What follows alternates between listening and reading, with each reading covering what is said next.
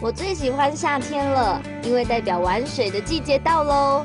平时就有在浮潜的我，这次来到苗栗竹南，特别为自己准备了一项不一样的体验活动。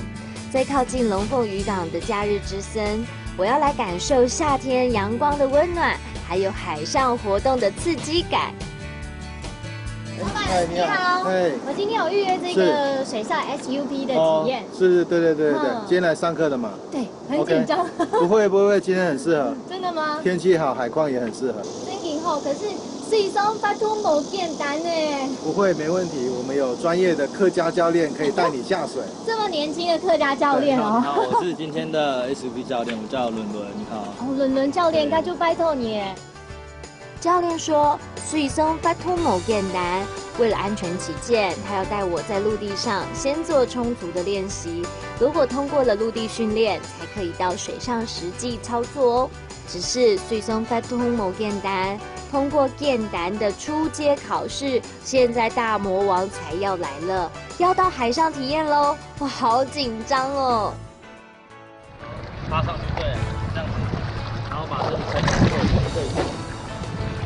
好，拿着把身体撑起来。我们站的时候就是站在这个把手的，对，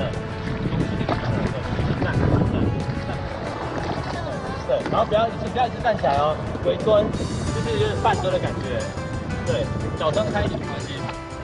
好，来，站，对，好滑。你的重心要就是在屁股的地方滑。要站起来吗？不用滑，快点滑。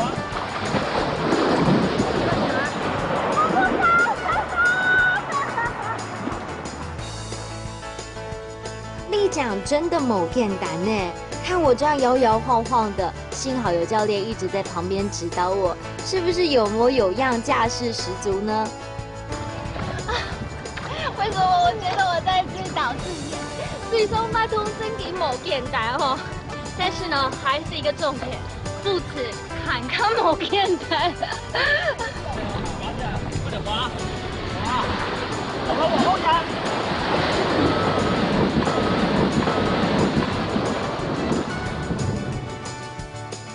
真的是太刺激啦！水松发通某简单，但是我第一次体验立桨就有这样的表现，我给我自己100分。